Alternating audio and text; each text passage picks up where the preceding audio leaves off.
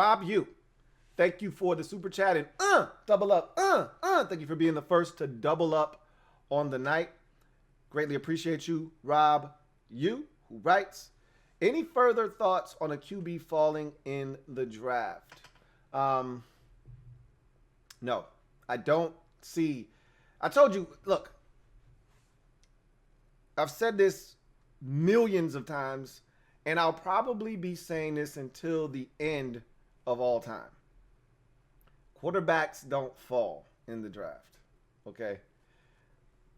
They move up in the draft. As we get closer and closer to draft day, they get pushed up closer and closer to the front of the draft, not back towards the end of the first round. So I assume you're talking about first round caliber quarterbacks or quarterbacks that could go in the first round. Generally speaking, those guys don't get pushed back. They get pushed up.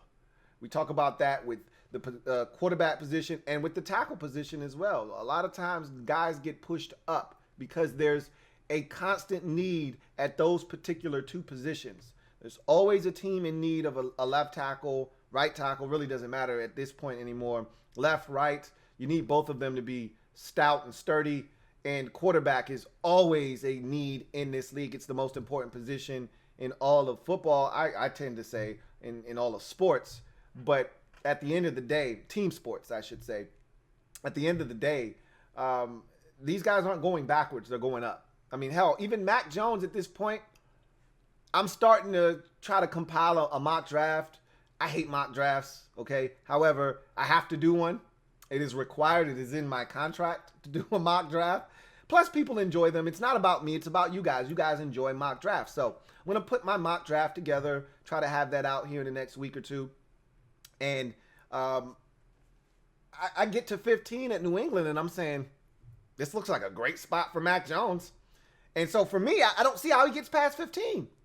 Here's a guy that I don't really see as a first-round quarterback. Not early in the first round. If you took him back into the first round, I'd be receptive to that. I'm not a big Mac Jones early in the draft guy because you know how I am about having quarterbacks with mobility, and he just lacks that. Or even the willingness to run. He's not as slow. Well, look, 40 times don't mean everything, but the 4.86 that he ran was a lot faster than I thought he was going to run, okay? So the fact, I thought he was going to run a 4.98, being that Dwayne Haskins territory, you know? That he didn't. He ran a 4.86. It's not fast by any stretch of the imagination, but it's not snail slow. So he can move. It's just an unwillingness to run. That's his biggest issue. He doesn't want to run. Anyway, I don't think he's getting past New England at 15. I don't see any way possible the Patriots pass him up at 15. If he's available at 15, I think they're going to take him. So while we sit here and debate whether Mac Jones is a first-round pick, should we take him at 19, I don't even think he's going to be there. I've already told you, and I've told you this from day one. 4 quarterbacks are going within the first 8 picks.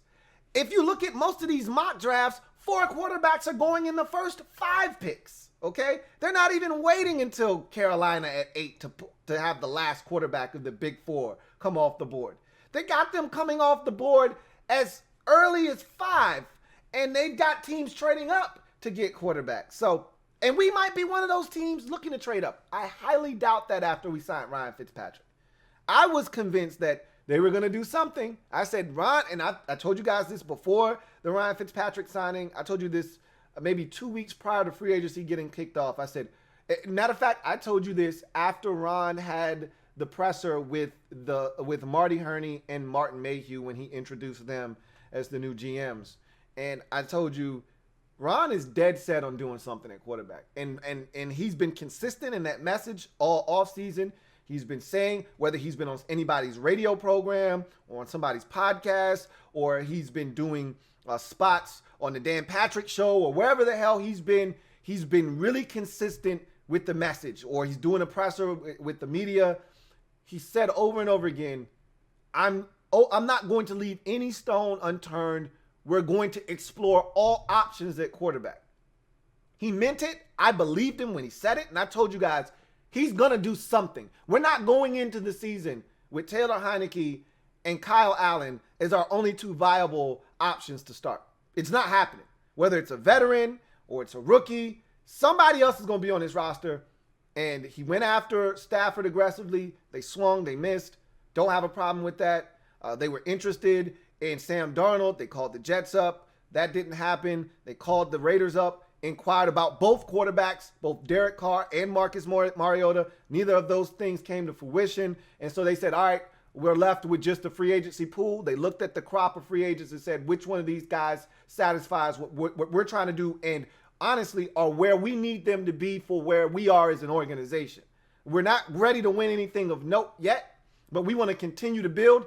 Honestly, if we keeping it a buck and some change, the model that I've been advocating for, the Seattle Seahawks model of the early 2010s, okay, which is build the infrastructure, get all the defensive pieces you need to be strong, get all the offensive weaponry you need to be competitive, and then when you've got everything the way you want it, drop the quarterback in the middle. If we're being honest with one another, if we're keeping it a buck, the Ryan Fitzpatrick signing actually is advantageous to that way of thinking. It's actually in line with what I want done.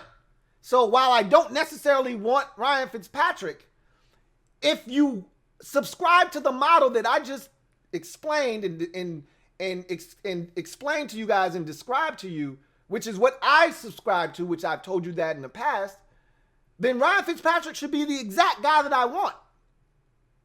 So technically speaking, if we're looking to build this thing and have someone continue to allow you to build while trying to figure things out and get all the pieces you need, Fitzpatrick is one of the best options to do that.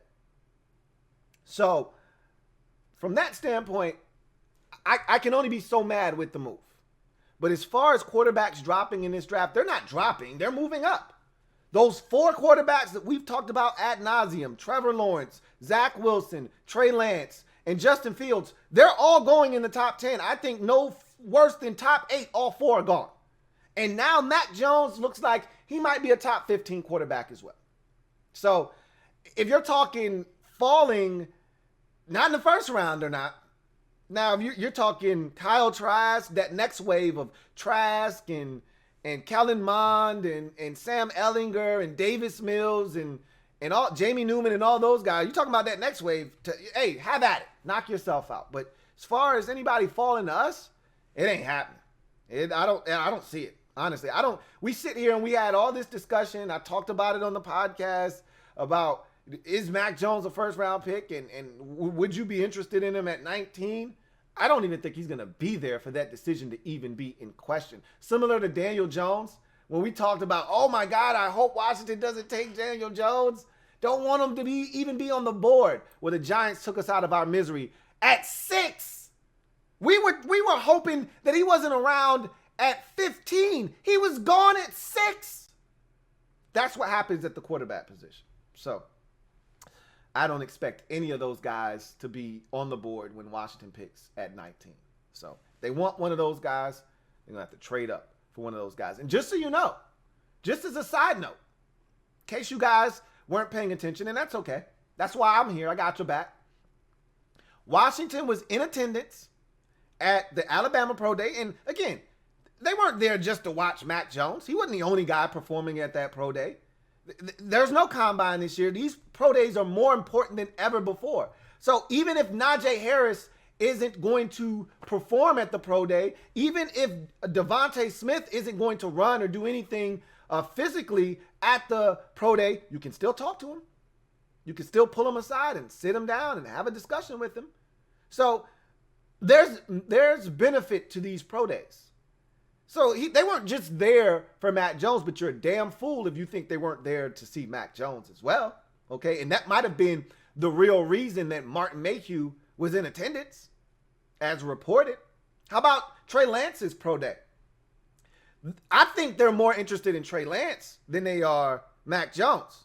Why do I say that? Because not only did Martin Mayhew go to Trey Lance's pro day, and look, let's keep it a buck. when you go to the North Dakota State Pro Day, you're not going to see the defensive end. Now, they do have a tackle that's going to be drafted. Actually, I think they have 2 offensive linemen that are going to be drafted this year in the NFL draft. But they're not going there for that.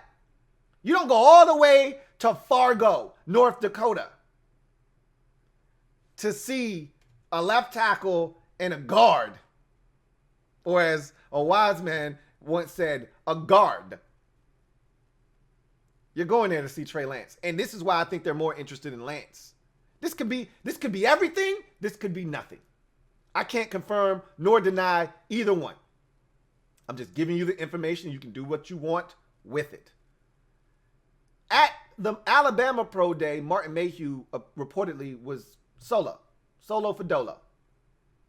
At the North Dakota State Trey Lance Pro Day, Martin Mayhew was accompanied by Scott Turner. Generally speaking, if you're really interested in a guy, who better to bring with you than the guy that is going to be actually calling plays to kind of figure out, is this a guy that's going to fit in my offense? Am I really intrigued by this guy? I need to lay eyes on him personally so I can identify whether he fits what we think we want in a quarterback. Again, I'm drawing my own inference. Okay? I'm going to allow you to draw your own. I'm not saying. I'm just saying. So, I don't see any quarterbacks falling in the draft, Rob, to answer your question. LouieTeeNetwork.